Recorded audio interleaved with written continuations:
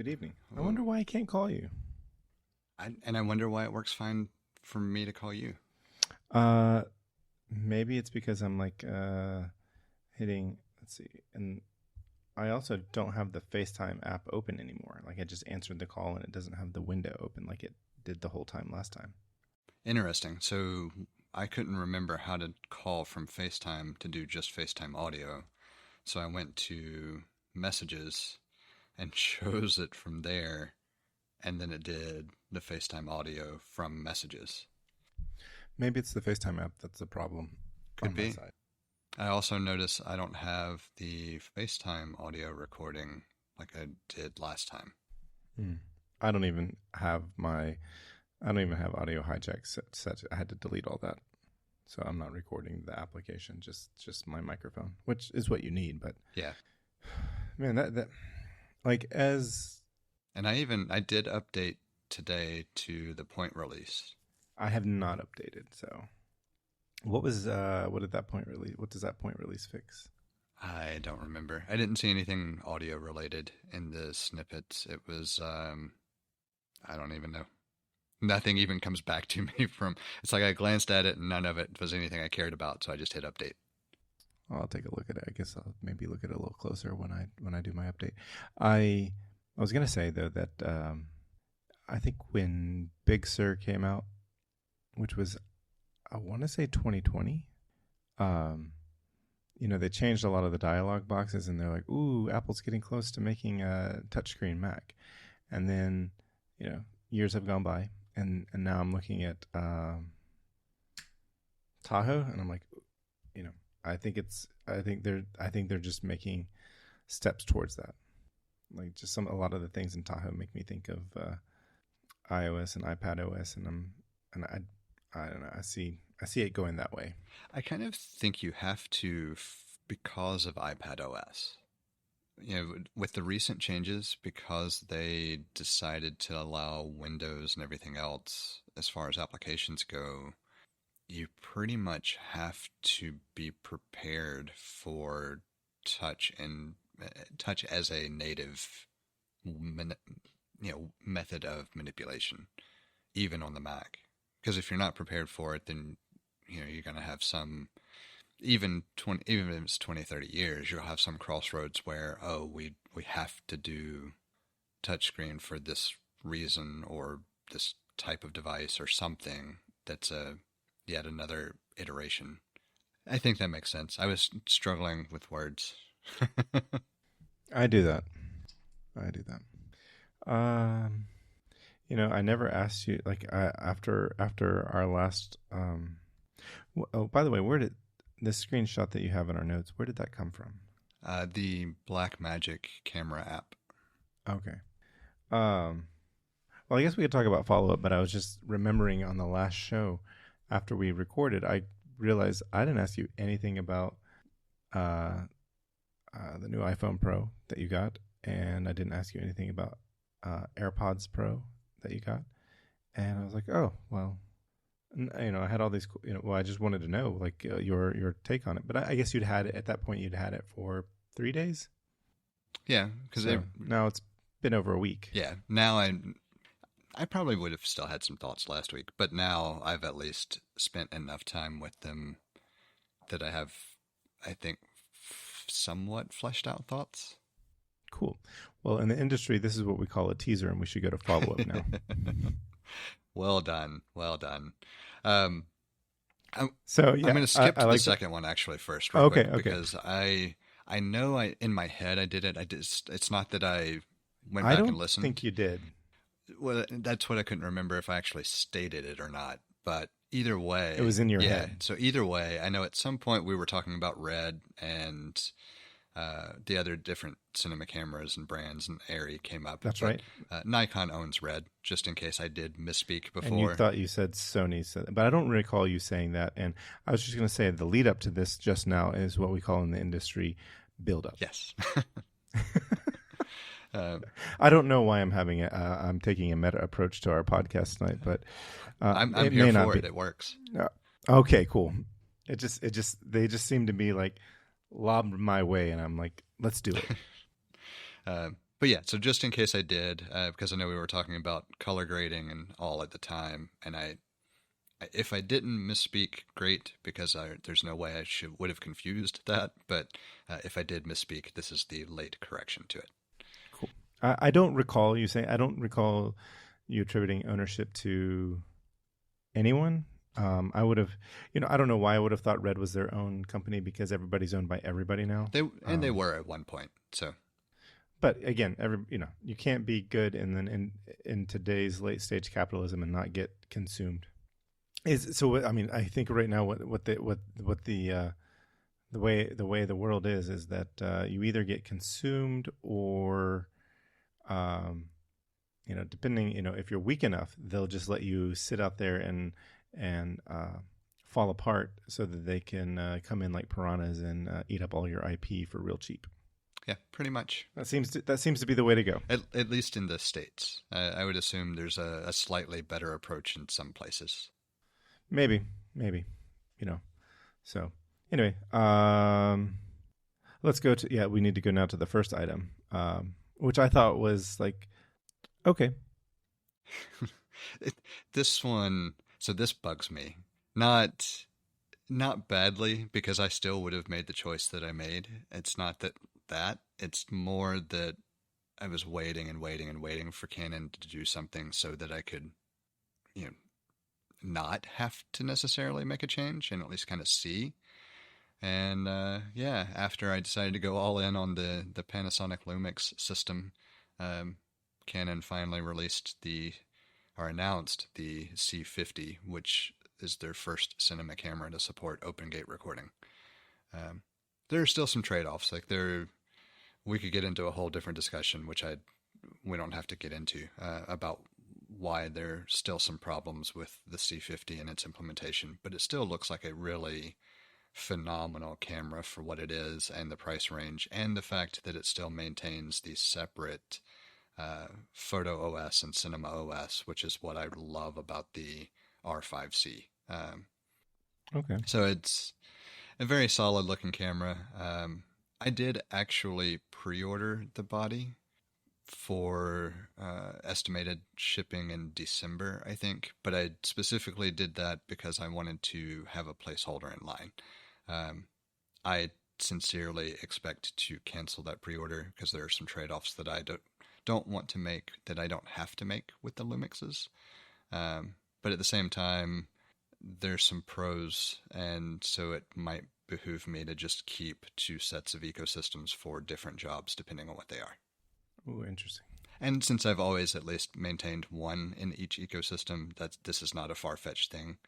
If I was completely selling, gear and lenses and everything, and we're not just talking about adding a body, then it would be a whole different conversation. Right. Because, that makes sense because lenses can be, it's really nice when you have a whole, even if you have like a few lenses that you can just upgrade your body and continue to use the lenses that you have and not be lacking. That's a nice place to be. Yeah.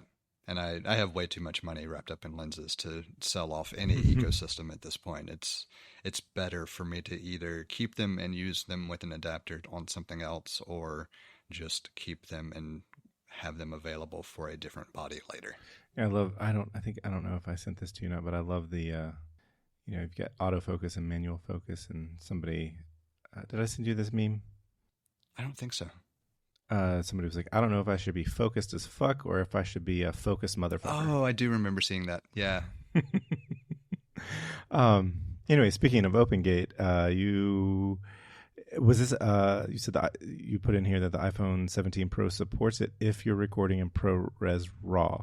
Now, was this something that they announced, or is it something that you happened to find? I did not see this announced anywhere. I happened to see someone on YouTube actually have a video on it, and so I looked a little bit closer because I didn't realize it was a thing either. But that's actually a pretty big step in the pro video market that I didn't expect.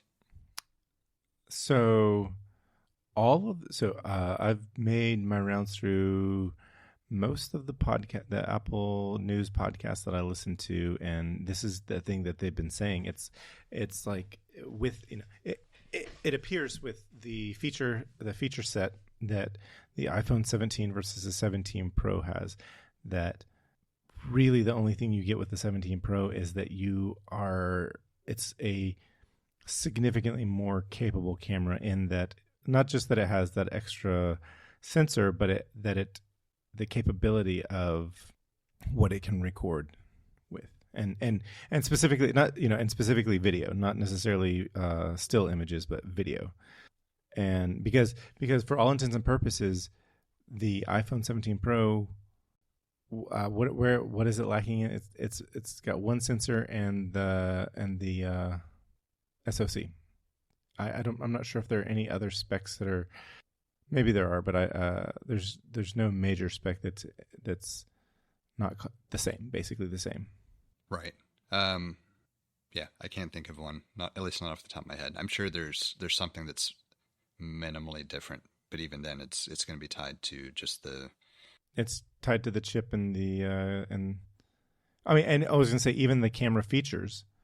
With the only hardware, the hardware difference is it doesn't have that third sensor, but the camera features that the iPhone Pro has, they're enabled by the chip. So it's really the chip. Right.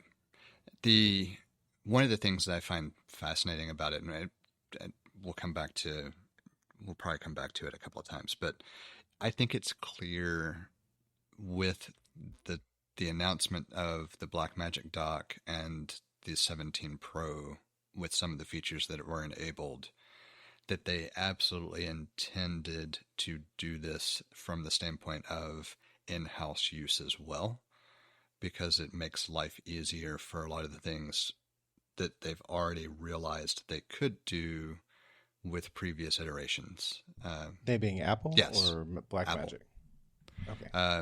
And I know I saw some behind the scenes where they used like iPhone-based rigs in the F1 movie for certain angles to capture things that they couldn't do otherwise. And I know that's been done in other ways and by various cinematographers over the years as well. And so this feels like Apple kind of finally acknowledging there are some things that this is really good for in this professional cinema space. What I find fascinating is that the dock allows it to be a professional broadcast camera, which is a different thing. And that's not a realm that I am real well versed in either. So like I don't pretend to know all the differences. But that's part of what the gen lock option and time code synchronization and all, and being able to have additional USB ports for workflow and power help provide. Those same things help on the cinema camera side, but it's a different world between the two. And prior to this, there were too many trade-offs on the broadcast side for it to be viable, is my understanding. So let me ask you, how much of this do you think is driven by Apple TV Plus? They're now a studio. They've been a studio for more than half a decade. Yeah. Okay. So I have thoughts, and it's tricky. Yeah. Because I can't tell if Apple TV Plus is benefiting from the general interest in photography and video that Apple has kind of shown over the course of its life, just not necessarily quite this in depth. But if you think about going back to Lord of the Rings and the visual effects, oh shoot, I don't remember. Well, famously, I just want to throw this in there, but famously, there was I don't remember who it was in post-production, but there was a legitimate concern that they were going to lose a data, or I can't remember if it was post-production or pre-production work of Treebeard, who took a long time to render those scenes, but they were at one point transported from one studio to another location on an iPod, because at the time, at the time, I'm assuming that at the time the iPod's release in 2001, it was probably the only FireWire external hard drive. Probably. Maybe not. Maybe. I mean, I'm sure there were a few others, but not that would be as ubiquitously available. Right.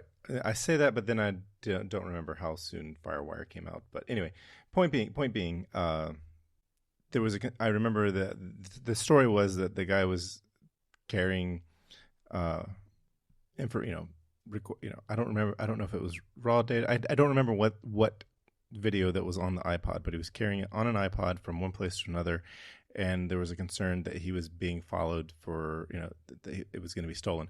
Whether it was going to be stolen for just somebody's got an iPod and I want that iPod, or if they knew that there was a major feature film on there. Yeah, fun. That's a fun story.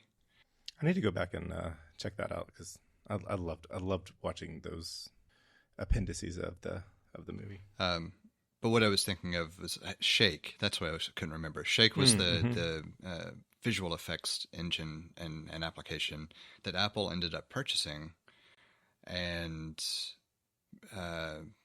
there's Motion as well. Motion is what became of that purchase. So they rebranded it as Motion. I don't think it was a complete rebranding. I think there was some parallel development and releases before kind of folding everything in, or at least that was my understanding. There may still be some other aspect that was not pulled in, but VFX world is not my strong specialization. But right. Similarly, they did the same kind of thing with Logic back when it was a different company, and they purchased that property, and then of course Final Cut Pro became its own thing, and so there's always been this desire to kind of live in this space from a software perspective, and I think the iPhone has just gotten to a point, because of their hardware advancements with silicon in general, that they're able to kind of play in this pseudo semi-pro to pro hardware space now.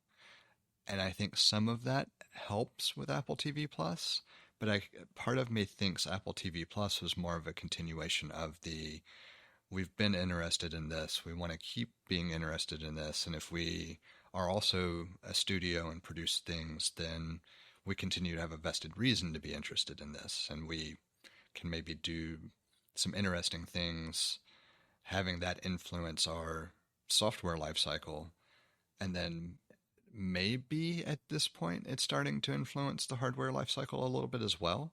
But I don't really think that we got to the point that we got now because of Apple TV Plus influence. I think most of it was a sincere interest in the visual creative space that is what gave us even the improvements in the iPhone 4 camera. If you think about the iterations at the time and why spend the effort there. Right, the iPhone 4 camera was the first HD camera on a phone. I don't know if it was the first HD camera on the phone, but on iPhone, but it was the first one on an iPhone, and it was going. I think the camera between the iPhone and iPhone 3G was the same.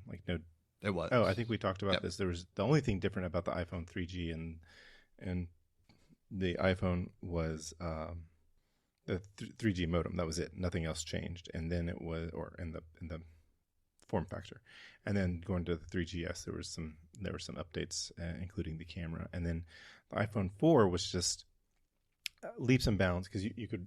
I mean, it was 720p, but it was still it was HD, and it was just it was actually something where it's it was oh, I can I don't need if you were if you owned a point and shoot, it was you'd no longer you got an iPhone 4, you no longer needed a point and shoot camera. I actually went back and looked at some photos that I took with that camera, and while they're They're smaller than I would like for them to be as far as actual resolution, obviously. They still hold up pretty well.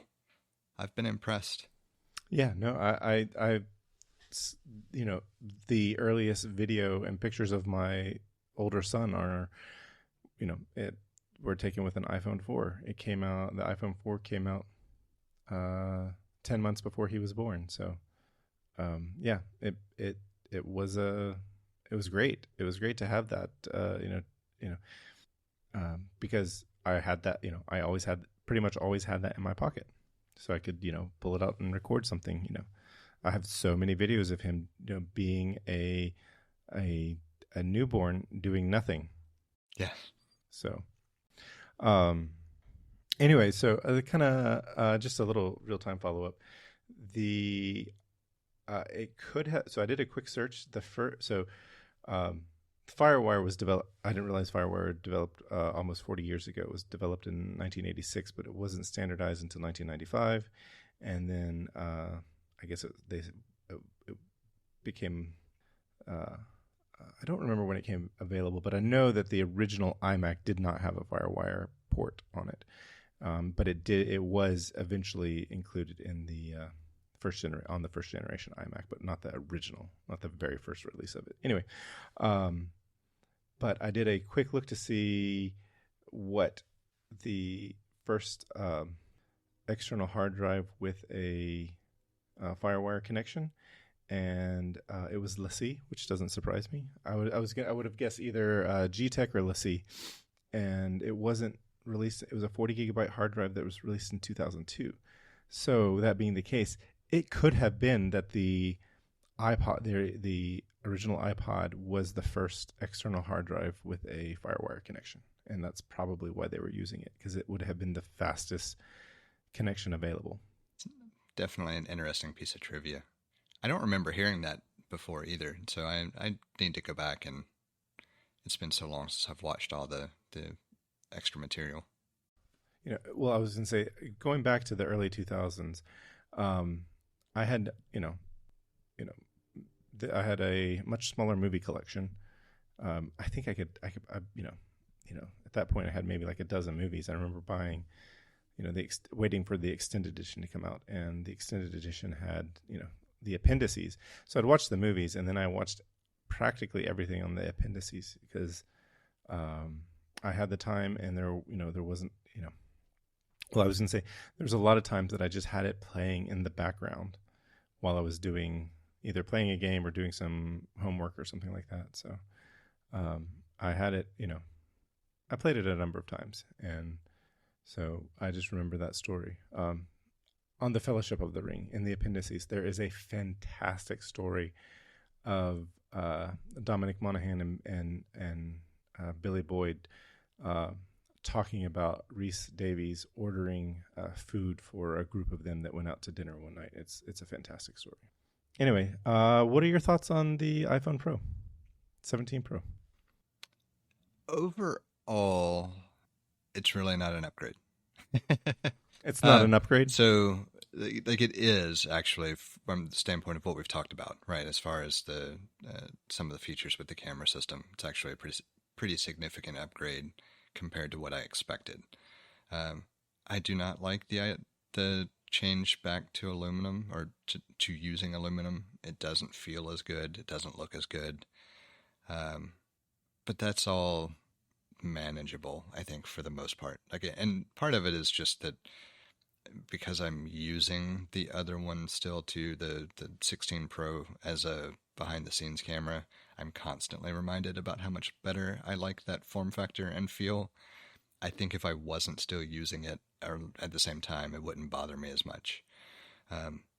But aside from those aesthetics, it is actually a pretty nice change, I guess. I find I don't mind the plateau as much as I thought I would, partially because it helps from the like slickness factor of aluminum. So the sides are not completely flat, but they're not as rounded as the previous ones either. I heard that. So I find that it's comfortable to hold, but it can slip a little easier than I feel like it should. And part of that's just it being new. Like I fully expect, like with everything else, that buildup of grime from hands and all. Well, I slightly adjust that. But what I've noticed is that the plateau running all the way across, the way I hold the phone, worst case scenario, if it slips a little bit, that catches actually on a finger and helps provide a little bit of stability if it happens to slip. Um, so just an odd added bonus. It's not as lopsided when you put it on the desk, so it doesn't rock as much. So those are positives. That's all just the initial thoughts from the physical use or tactile feel. Better way to put it. I was kind of expecting you to come in here and say that you really dislike the iconic plateau. Yeah, it actually doesn't bother me as much as I thought it would, and I don't know if that's just because I had already expected to really hate it, and so not hating it was just a pleasant surprise. But it really doesn't bother me as much as I thought. The one annoying thing, but it's the same thing that happens every year, is that I have a handful of accessories to use with cases like lenses and filters and all if I wanted to use them on the phone to help kind of match what I'm getting on one of the other cameras. And I've got to get a different case for a couple of the filters that I use. But I have to get a new case every year anyway for whatever use case because they make slight adjustments. So that's not a big deal. It's just exacerbated a little bit this year because now it's 2 cases instead of 1 because I'll have to replace the Peak Design case and then one I use from Polar Pro for use with their lens filters specifically. Have you ordered a Peak Design case for the new? I have not, and I actually don't know if I'm going to for this one. I might just order I did order the case from Polar. It is Polar, right? I'm not... For the lenses? Yeah. Polar Pro. For whatever reason, I was thinking of there's a plunge related company that I was thinking might be confusing the name. Gotcha. But no, Polar Pro is who makes the filters that I use for the regular cameras, and they've got a couple of matching filters for the phone. That the filters are cross version compatible, but you have to get a different case, obviously, because the physical design of the phone has changed a little bit. So that case is on pre-order. But I don't use those filters that often. I just use them when I'm very specifically trying to match a look. So it's not a huge deal. Okay. But outside of that, like everything that you get with iOS 26, for the most part, you get with it. The only real functional difference is related to the camera system that I've been able to tell. Now, I meant to ask you up in the follow up with the OpenGate. Do either of Apple's first party recording applications support that? Not that I've seen, but I don't know that I would use them anyway for that. So one of the limitations that I don't like, but I understand, is that you have to record to external media in order to use ProRes RAW. And part of that's just... Yeah, that makes sense. Write speed and storage space and stuff like that. And heat dissipation, actually, from writing to internal media would be much warmer. And so I have not tried it because I can set the options in the Blackmagic camera app without actually starting to record, whereas in Apple's app I can't select like ProRes RAW without having an external device plugged in already. So I haven't taken the time to actually grab an SSD and plug it in and then see what options it gives me. But I use the Blackmagic camera app for pretty much all video stuff on the phone anyway. Do you have a Final Cut camera? I had it and looked at it when they released it. I haven't looked at it again since then. I didn't mind it. I had no complaints about it. It's just I had already gotten used to using the one from Blackmagic, and there was some feature. that was not available at first that is available now that I don't remember what it was. But there was some feature disparity between them when Final Cut Camera was first released that was somewhat problematic for me. And it might have actually been after that, because I know the Blackmagic Camera app, you can control and monitor from another device now. And I think the Final Cut Camera app you can now, or maybe it can from an iPad. I don't remember what the limitations or changes were. But either way, there was something related to that multi-camera control that I know was also a differentiator that I think has been resolved since then. I'm trying to think if I had any other questions about the iPhone Pro. How do you got deep blue? Yeah. Yeah, I got the blue. I actually like it. I do not like the silver. Oh. The silver, so that square, I don't know if I mentioned it on the show, but we mentioned it in text where we're talking about the lighting and everything. It actually is a white square on the silver. Yeah, I think that it's surprisingly the silver and white has the ceramic shield has the highest contrast. Yeah, it's very, like very noticeable. Yeah. But it's classic Apple, or it's classic 2002 and on Apple.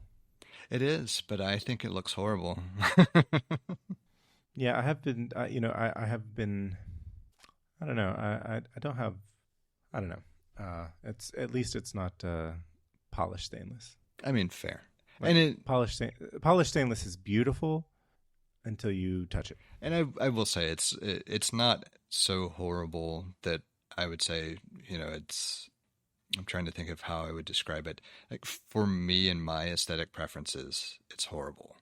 But if you're just looking at it as someone who doesn't mind contrasts between silver and white and the way it looks, like, it's really done well. It's not bad. It just doesn't fit in with my preferences. Yeah, I don't mind that contrast, and some of it, like, I the first iPhone I had, I got the white. I got a white iPhone 3G, and it's funny because the first iPod I got was the iPod Photo, and it was only available in white. I think if you wanted something with a color, pop of color, or it's hard to say, a pastel, because it was pastels, but you had to get an iPod Mini, and I remember when the iPhone Video came out, it was the first time they offered it in black. And no, I take that back. There was the U2 special edition iPod that came before that you could get in black. But anyway, I remember I was like, "Ooh, I want a black iPod." I sold my iPod Video or iPod Photo and got a black one. And then I got to where it's like, somehow, that was at the time I was still using Windows, and when I fully converted to using Mac OS, I was like, I want the white things, and I like the, I wanted to follow the Apple aesthetic, because the iPod was white first, and then the iMac, I guess the iMac G4 was the first use next device that used the white aesthetic, and I liked it. At the time, I didn't like the iMac G4, but I do now. But it's because I recognize, I'm looking at it in different under different circumstances. But there's a reason why that design only lasted a couple of years. Yeah, I mean, generally speaking, I tended to like most of the white products. I never liked the white MacBook. I didn't like the white MacBook, but I can't think of any silver product that I didn't like. So the PowerBook. I loved the PowerBook. I love the PowerBook too. My only real Pro. I think my only real complaint with the 17 Pro, the way they did it, is that it's just that square that's white, and to me it needs some other white accent for it to look proper. I could see that. I can see. I like if the iconic plateau was also white. Yeah, or some piece of trim. Maybe the buttons or the antennas. Make those lines pop a little bit by making them white. anything to make it not just that one square on the back. I think so. That's I think I like there. I had this thought about. It kind of reminds me of the the first battery case that Apple made, and it was like it was just a case, and then it looked like it's like here's a hump in the middle of the case, and there's a battery in that, and it just seemed like why would they do that? And then it was just like I remember I believe it was John Groover that was the first person I heard talking about it and saying that it was this is kind of like Apple doing what Apple does at times, and that is function over form. In another reference to that was the iMac G4, that it was function over form, and if you just don't like the form, then that's it's just not your style. But it was like the argument was function over form for both of those products, and I can kind of see that for that, and just that it fits in the silver and white are now the design language that Apple took to. I mean, it's so interesting. Everything was beige and boring, and then I think some PC manufacturers were going to started using black, but I still think that was after Apple decided to go with white. But they went with all the colors to be, let's do something really different, and then they turned around and, well, I guess I was going to say sucked all the colors out, but that's wrong, because if you think about light, it's white is all the colors combined. So anyway, I don't think it's. I think it fits that. I think I would have less of a problem with it if all of the models had similar contrast as well. But the blue looks essentially to be the same color. I mean, you can tell it's not quite 100% identical because there's a different material, but it's really close, and so it blends real well. And I think having that on the colors and then having silver not attempt to blend just jars me more than it would otherwise. I'm trying to think if I had any other questions about your use of the iPhone 17 Pro, but I don't think that I do. Remind me, is the connector on the iPhone 17 Pro, is it a Thunderbolt connector? I am not 100% certain. Well, is there anything else that was worth noting about it? Not that I can think of. Nothing, at least nothing that stands out from a tactile sense. And as far as use goes, like there's really no use difference between it and any other of the Pro model phones at this point, except within the camera subsystem. So it's kind of tough to, outside of talking about those, it's kind of tough to say that there's anything else that really would be that different in experience. I mean, it's certainly snappy, but you would expect that being the newest iteration of the phone. How's the battery life on it?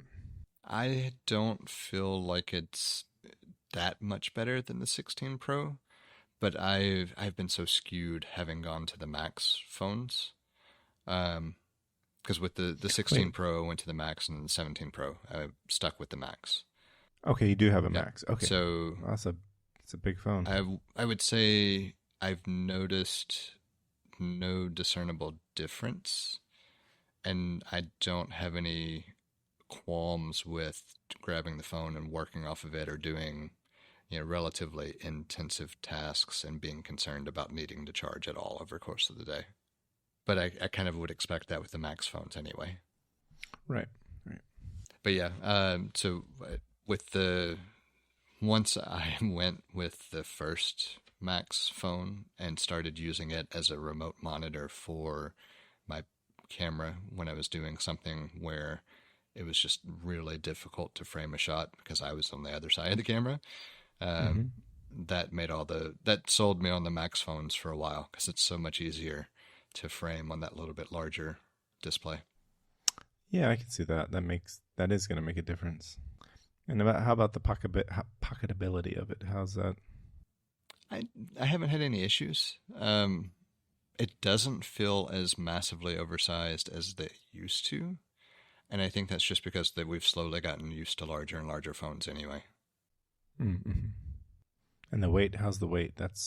Yeah, the weight's fine. That's one, I would say that's probably one benefit of moving to aluminum. It doesn't feel quite as hefty, but it doesn't feel drastically lighter either. Like it still feels solid enough to feel similar to what Gruber has said in the past, where it feels premium, feels pro. Mm-hmm. Mm-hmm. So it does still have enough heft and weight to it to feel like a premium product, but it doesn't feel quite as heavy or as unwieldy as the 16 Pro. Yeah, see, I felt like I wouldn't mind if the 15 Pro, like, so I have a 15 Pro, and I wouldn't have minded if it was lighter, but so so just a little bit of real time follow up on the Thunderbolt. I can't find anywhere on Apple's website that states that the iPhone 17 Pro has Thunderbolt, but when I search, the AI overview that Google provides for that is that it does have Thunderbolt support.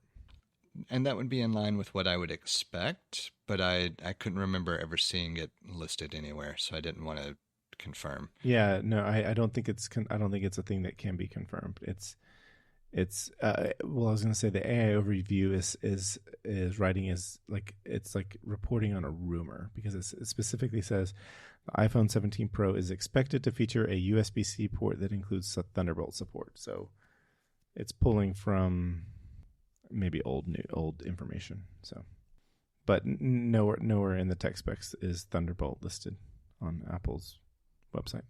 And I think USB-C is all that's required everywhere else anyway for being able to sustain the throughput necessary to do ProRes RAW. So they could get away with not doing Thunderbolt support, or maybe doing Thunderbolt support without actually it being turned on, unless they need to enable it for a feature. Because I could see that being something Apple might sneak in that only is revealed on a teardown. But I don't know. Now, is the Thunderbolt is Thunderbolt is the controller in the hardware inside of the SoC? It might be. Do you know? I actually don't know for sure. It might be. I would expect it to be. And one of the things I found interesting, and I can't remember who was talking about this, and it might have been Griffin D. Jones on Cult of Mac podcast, talking about they were talking about there have been certain co-processing chips that Apple has included and talked about, before all of the AI hubbub, where when they were still calling it machine learning, and machine learning was less interesting to the general population, but they would have like specific chips that were machine learning co-processing chips that eventually got that are now just part of the system on a chip, and they're not separate co-processors anymore. And there was a speculation, or he speculated that perhaps I'm trying to remember there's a new chip that is in the iPhone Air. I think it's not this. I think it's the N one, and I think it's a chip for Wi-Fi, if I'm not mistaken. Is this ringing a bell with you? Vaguely. I only kind of half listened to the Air announcement, though, because I knew it was not a product for me. So I do know that there was something unique about it. There's the C1X, which is there's the C1X, which is an upgraded cellular modem that the C1 was introduced with the iPhone 16e, and then the C1X was in the iPhone Air, so it's got a little more than the C1 that's in the 16e, and the N1 chip, which is Apple's new wireless chip, which has Wi-Fi 7, Bluetooth 6, and Thread.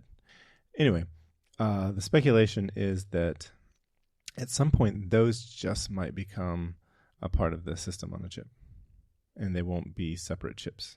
It certainly wouldn't surprise me. Right, because it's been done. It's already been done with other coprocessors and other chips that they have introduced, and then we're able to include it in there. So, And at a certain point, it all depends on the die size and your process and mm-hmm, everything else that mm-hmm. how capably you can shrink certain components. Right. So, anyway, I found that really interesting, and it makes me wish I knew more about hardware and silicon. So what I find more interesting, actually, out of the different products, the new AirPods Pro do feel better. Like I notice a very significant difference in feel and comfort. And I don't know how much of that might be related to just the new tips, as opposed to like quite the angle that it sits or the way it sits. But I do notice a very significant difference. Did I?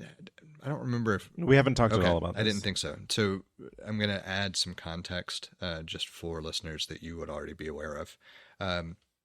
So I had loved the original AirPods Pro, and I thought they felt comfortable and fit well. And then since I started training jiu-jitsu over time, my ears have changed a little bit. And anybody that's spent any time in a grappling sport, this will be no surprise. But it's not full-blown cauliflower ear or anything, but there are obviously some changes in the way from, we'll call it light trauma, to ears over the course of dealing with positions and escapes and everything else, that the original AirPods Pro and the AirPods Pro 2 got to a point where they weren't as comfortable and didn't fit as well. Now, I could still use them, still worked fine, but I noticed a difference. All of that is just to say that the AirPods Pro 3 definitely fit better and feel more comfortable with that additional context. So if you have slightly misshapen ears, or it might even be a slightly smaller ear canal size as a result, and so it's sitting a little bit deeper. Maybe that's why it's more comfortable. Either way, something about the redesigned change and the different tips feels really good compared to the AirPods Pro 2. And again, it's not that those were horribly uncomfortable for me, so I don't want to make it sound like it's a really drastic difference if the AirPods Pro 2 were comfortable. I think these are just more comfortable. And then for me, there's a significant difference as a result of the changes in the ear. Gotcha. What about the sound quality? Noticeably better? I haven't really noticed anything that I would say is drastically better, but I also haven't really spent a lot of time consuming like multimedia content. Almost all of my use has been, well, while rowing, but I don't really focus on the listening experience while rowing because I'm just getting the streaming audio loud enough to hear dialogue. But it's what little bit I have sound has sounded more natural as opposed to skewing to maybe a more flat response would be the way I would think of it. Not a huge difference, not something I would run out and point to at the moment. And certainly I need to listen to stuff that's actually designed for something other than just stereo or real basic output to truly be able to tell the difference. But at initial impressions, yeah, it's a little bit better. Can you tell that the foam tips help isolate sound better? I've noticed the noise canceling and transparency feeling like it's better. But I'm going to say that's a very subjective assessment at this point because I haven't used it a whole lot. I generally turned off transparency mode because I didn't feel like it worked well enough when let me back up and get the setting right. The automatic transparency mode when speaking, I normally turned off so that I would have to toggle it manually. I have left that turned on and found it to work well. So I don't know if that might have been something that changed over time with the previous AirPods Pro that maybe if I had turned it back on, I would have noticed as well. I think I've heard that reported that with the AirPods Pro 2 that feature started out not great and then got better. Okay, so that might be mostly software improvements or something else that it could be attributed to. But that was something I did notice, is that I can actually leave that feature enabled and it doesn't frustrate me. And actually sounds decent. I think that I might have tried that. I don't know if the first generation AirPods Pro support that, but I know that they support transparency mode, and I have never liked it. And I've never, anytime that it's toggled on, I've been like, no, and toggled it off. So yeah, I normally prefer having more granular control. Like I don't normally want it to enable unless I want it to enable, but I also, that would have been when I was out and about and wanting to ignore people. And I am not out and about wearing my AirPods very often anymore. Because normally if I'm out and about, I have a very specific, conversation or something that's having to happen or whatever. So it may also just be general use case that now, because the only time it would trigger is if I'm being interrupted by something, family related, and I don't necessarily mind it as much as a result. I have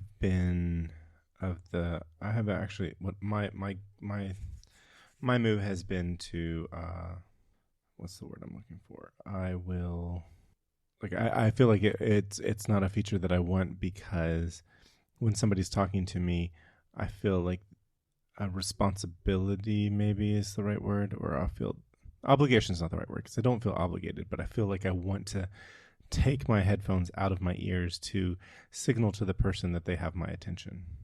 Like even if like with the feature, if somebody starts talking to you with that feature enabled, does it pause the audio that you're listening to so that you can hear what they're saying, or does it just lower it and push it through, or how does that? It lowers it and makes the person speaking more pronounced. Okay, yeah. So regardless of whether or not it stopped the audio completely and allowed them. So one, it would bother me if I guess with music it would be okay, but like if I was listening to a podcast, that would be a problem. I'm like, okay, I'm missing the podcast now, so I don't want that. But even if it paused the audio, I would still want to take my headphones out to cue to the person, social cue that I am listening to them. They have my attention, and not, my attention is not divided with whatever audio is playing in my ear. Yeah, and in most scenarios, I would probably feel the same.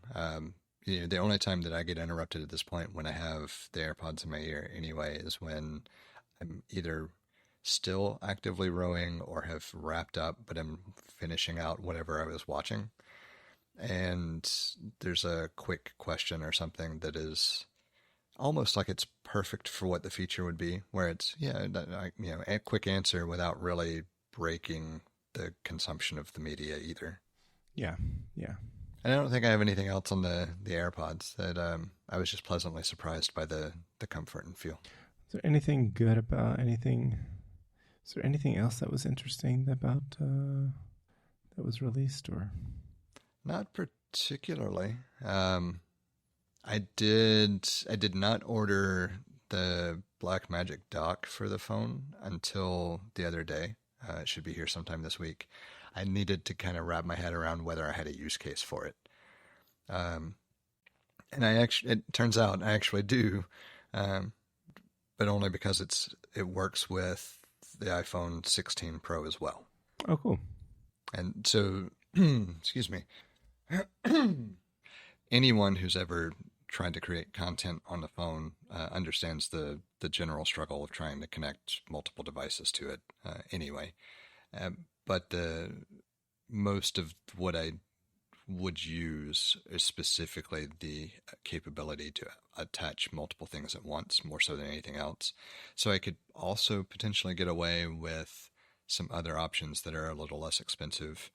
But I chose to go this route. One, because I wanted to play with it as well, but two, there are occasional times that I will use that I will leverage timecode. It's rare, but it does happen. and having the ability to do it physically instead of via Bluetooth just always feels better to me. I still don't trust Bluetooth that much a lot of times. And so having that additional physical connector is just a nice bonus for my peace of mind. Wait, Bluetooth for what? Time code. Time code. Okay. It works well. Like there are cameras that do it too. Explain to me. Go a little bit deeper into time code because it's literally just having a set of devices that you synchronize for time code purposes and then plug them up to cameras so that you can then bring it all into your editor of choice and have it lined up by time code. Yeah. And complete fairness to the technology, like Bluetooth time code works rock solid for cameras that attach to it that way as well. I don't, or my understanding as it is, I've never had a problem with it. I've never heard of anybody complaining about it, but you don't like it? I'd like the physical cable for something that, for the few instances that I need to know without a doubt that I didn't mess something up. So it's like, for all intents and purposes, when any trouble that you would have with Wi-Fi, you could have with a wired connection as well. And and Wi-Fi is highly reliable, but there are things where you want to have a hard wire. Yep. I guess technically I should report it. Quick thoughts on the Watch Ultra or the Ultra 3. Ah, yes, please. But I don't really have any specific things other than it's nice to be back to a battery that lasts as long as the original Ultra seemed to last. Outside of that, I don't really know that there's a big difference. I was surprised that physically it feels thinner, height-wise. Is it physically thinner? If so, it's not real pronounced, but I do think it's a little bit feels that way.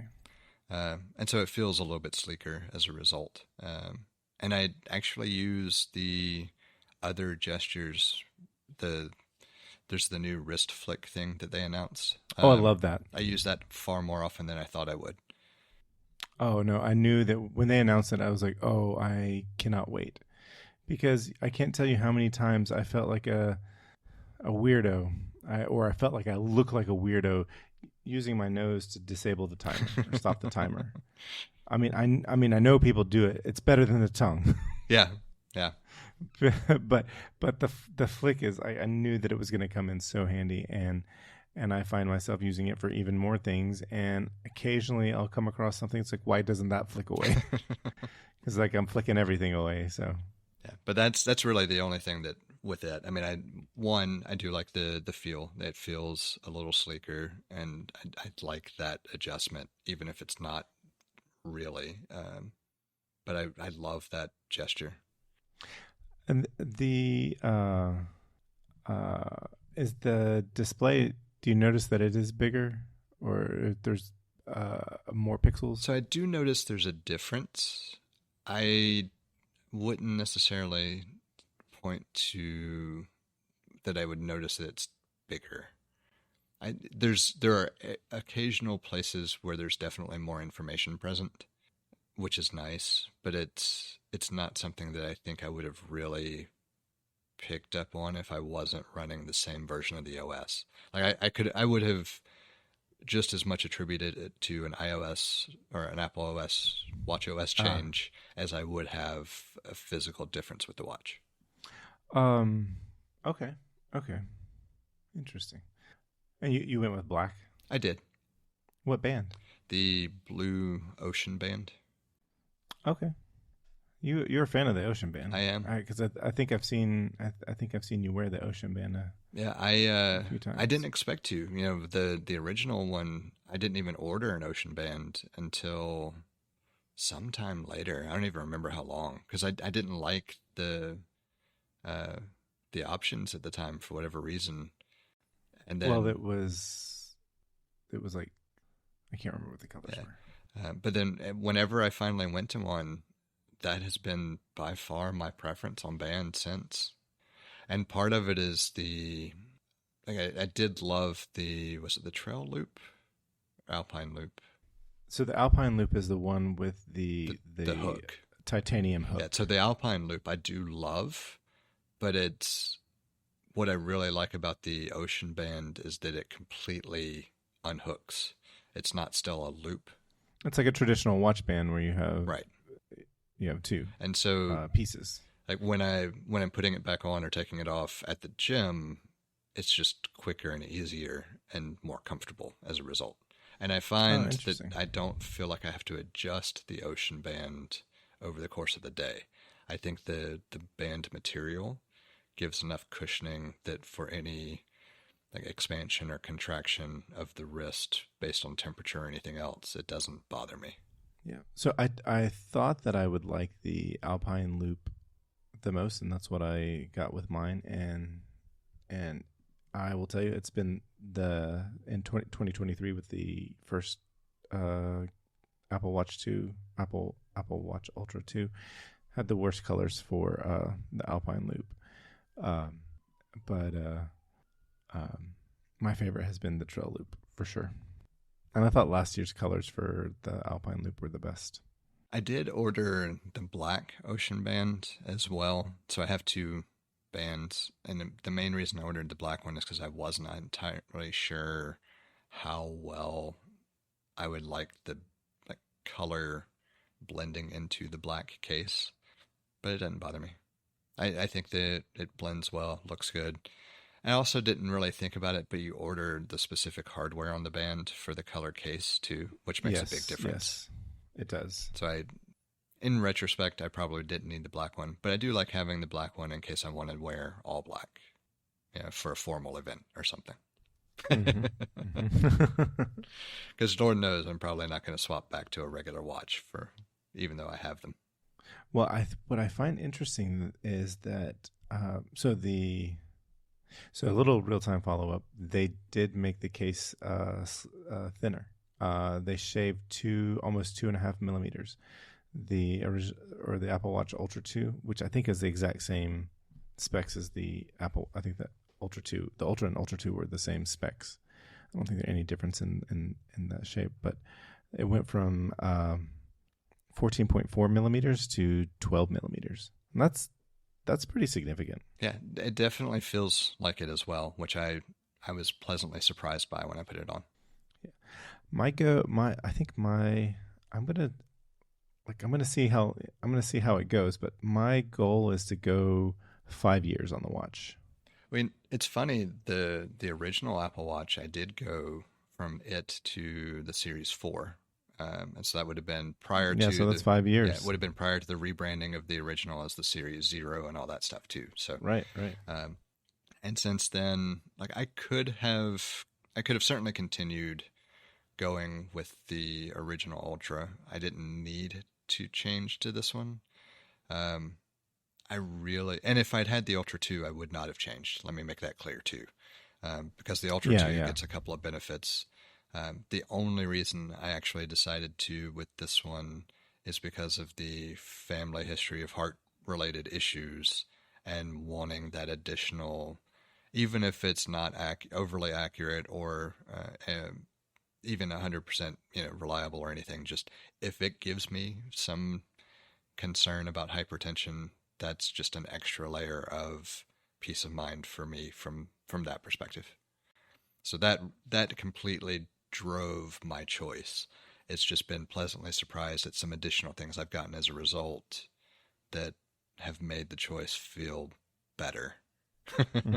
Justified it a little bit more, maybe. Yeah. Well, I was going to say something that I found interesting was that the stainless link bracelet that they make for, I guess you get it with the the Apple Watch is a 49 millimeter case, and then I think the current case is 46 for the Apple Watch, the larger one. There's I don't remember what matches up with what, but I think 45, 46, and 49 all they're interchangeable. I believe so. I do remember at some point going down a rabbit hole of checking whether or not my original bands still worked. I think there was one change where they don't, if I'm not mistaken. Everything that I had still worked. Now, some of Okay. them didn't feel maybe as secure as I would have liked, or looked a little bit off as far as the obvious difference in size. You know, Okay. looks weird to me. But functionally, they technically all the ones I pulled anyway still worked. Yeah. Yeah. I think so. I think if you buy the whatever the see, I'd have to go back and look and see because there was a change at some point that they're technically not compatible, but for all intents and purposes, for the last few years, whatever fit on the larger standard Apple Watch would fit on the Ultra. It was the same size connector, so they're interchangeable. And what I noticed, one of the things I noticed this year is that the Apple Watch comes in a natural color, so it's not titanium, but it's the same color as the natural titanium. And there is a steel link bracelet that is in the natural color. And I was like, "Ooh, that might look good on the Ultra." I need to look. So at one point, it was when I guess it would have been when I got the Series 6, because that's the one I got in steel. At one point, I bought a Milanese loop. I don't know that I've tried that with any of the other watches.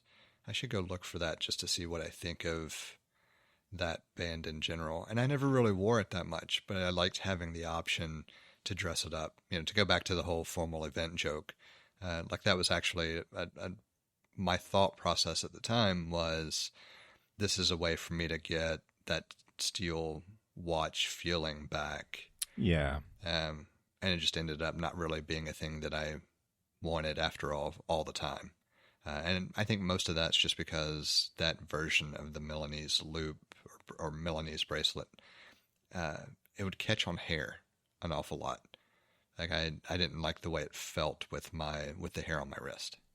Oh, I'm mistaken. The Apple Watch Series 11 does come in a titanium case.